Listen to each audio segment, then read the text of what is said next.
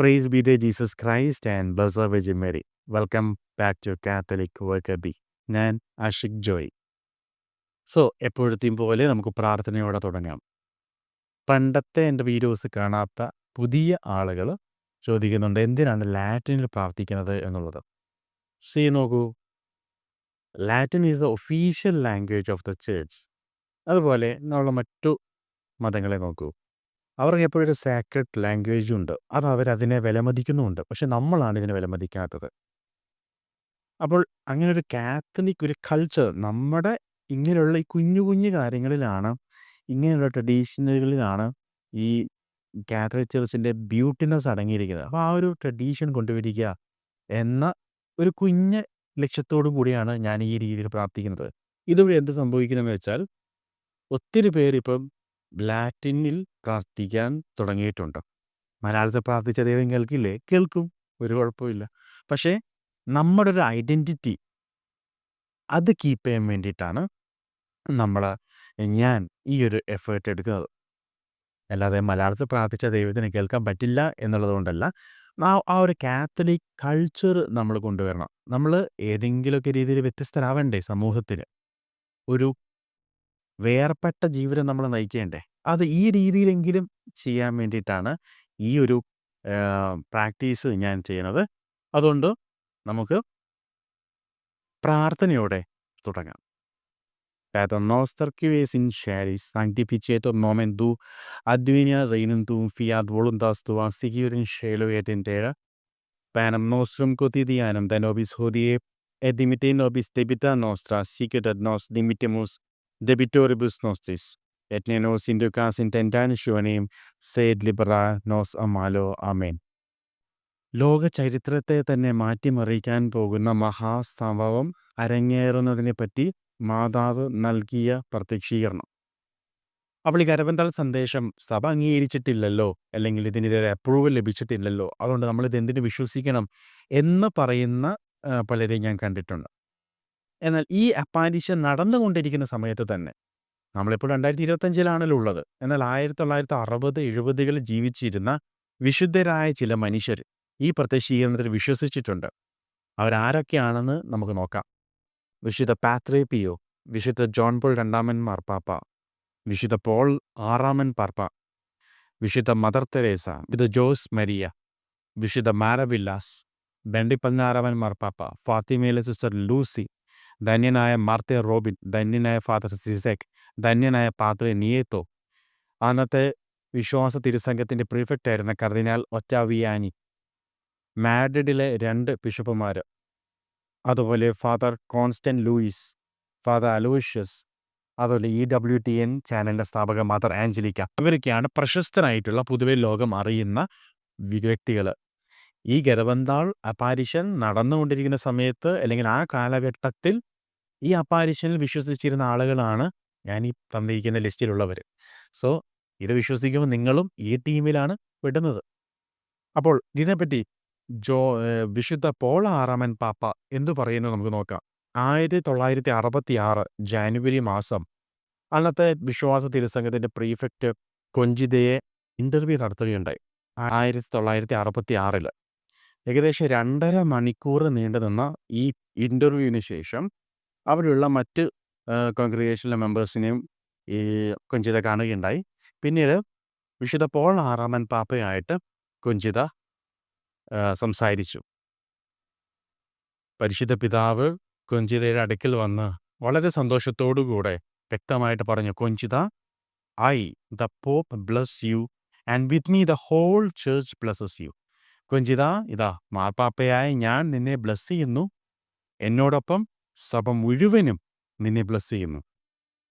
പിന്നീട് മാർപ്പാപ്പ പറഞ്ഞ കാര്യം ഇതാണ്, അതായത് പലരും എതിർക്കുന്നു, ഈ സന്ദേശത്തെ എതിർക്കുന്നു എന്ന് പറഞ്ഞപ്പോൾ മാർപ്പാപ്പ പറഞ്ഞ കാര്യം ഇപ്രകാരമാണ്: it doesn't matter, tell these gentleman that it is the pope who said that it is most important and most urgent to make these messages known to the world.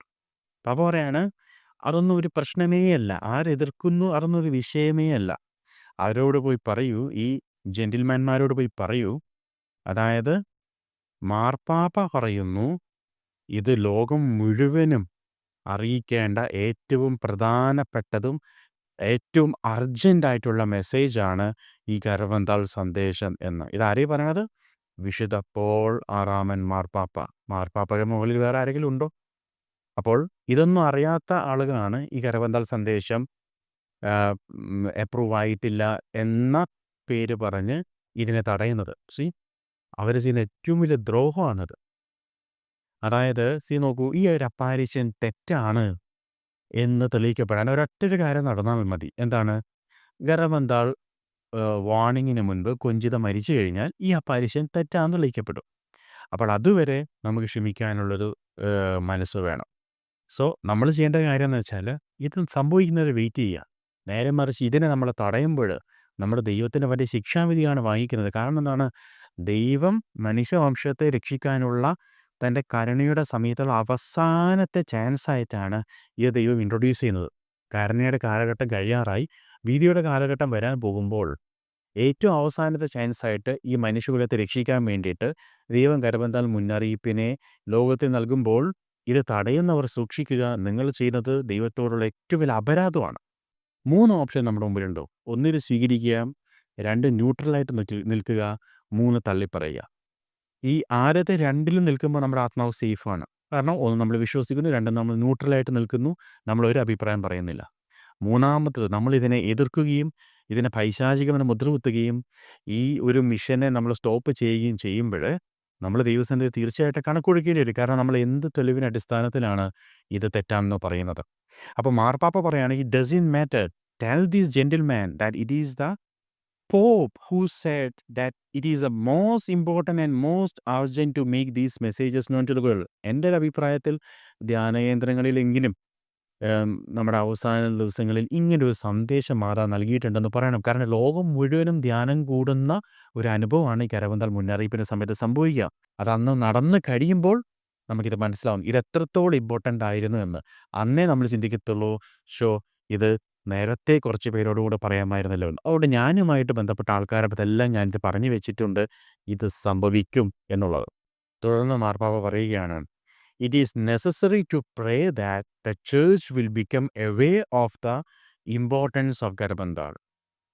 ഗർഭന്താളിൻ്റെ സന്ദേശത്തിൻ്റെ പ്രാധാന്യത്തെപ്പറ്റി സഭ അവെയർ ആവാൻ വേണ്ടിയിട്ട് നമ്മൾ പ്രാർത്ഥിക്കണം എന്ന് വിശുദ്ധ പോൾ ആറാമൻ പാപ്പ പറയുകയാണ്. ഇനി ഇതിനെക്കുറിച്ച് പാത്രീപ്പിയോ എന്താണ് പറഞ്ഞത് നമുക്ക് നോക്കാം.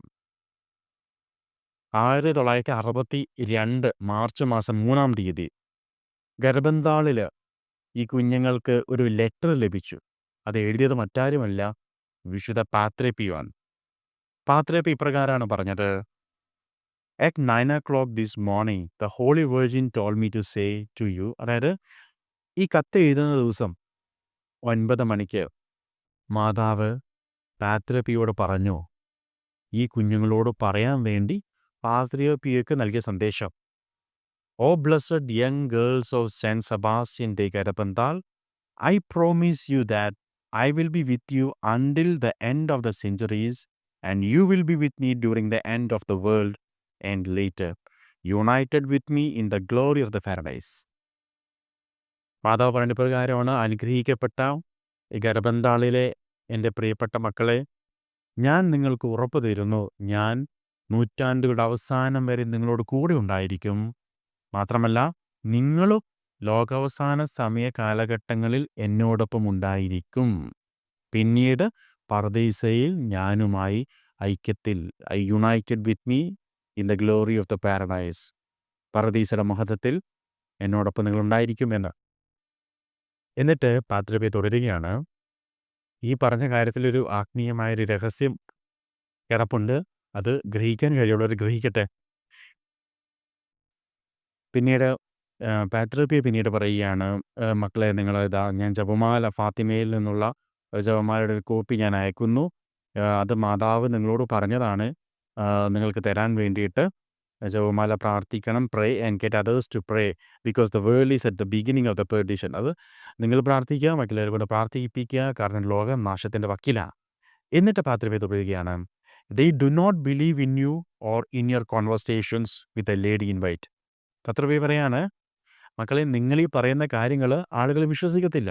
അതായത് ഈ വെള്ള വസ്ത്രം ധരിച്ച സ്ത്രീയുമായിട്ട് അതായത് മാതാവായിട്ട് നിങ്ങൾ നടത്തിയിട്ടുള്ള ഈ കോൺവെർസേഷൻസ് ആളുകൾ വിശ്വസിക്കത്തില്ല. But they will believe. പക്ഷെ അവർ വിശ്വസിക്കും. When it will be too late. വളരെ വൈകിയ വേളയിൽ അവർ വിശ്വസിക്കും. ഇനി അധികം ഇതിനൊന്നും സമയമില്ല. കാരണം കുഞ്ചിതയ്ക്ക് എനിക്കൊന്ന് കഴിഞ്ഞ 2-3 ദിവസം മുൻപാണ് 76ാമത്തെ കുഞ്ചിത 76ാമത്തെ ബർത്ത്ഡേ ആഘോഷിച്ചത്. അപ്പോൾ ഇനി അധികം സമയമില്ല. തിരുവനന്തപുരം മുന്നറിയിപ്പിനായിട്ട് നമുക്ക് പ്രാർത്ഥിച്ച് ഒരുങ്ങാം. മാതാവിനോട് പ്രാർത്ഥിച്ചുകൊണ്ട് നമുക്ക് അവസാനിപ്പിക്കാം. Ave Maria Gracia plena Dominus tecum benedicta in mulieribus et benedictus fructus ventris tui Iesus. Sancta Maria Mater Dei, ora pro nobis peccatoribus, nunc et in hora mortis nostrae. Amen. Viva Christus.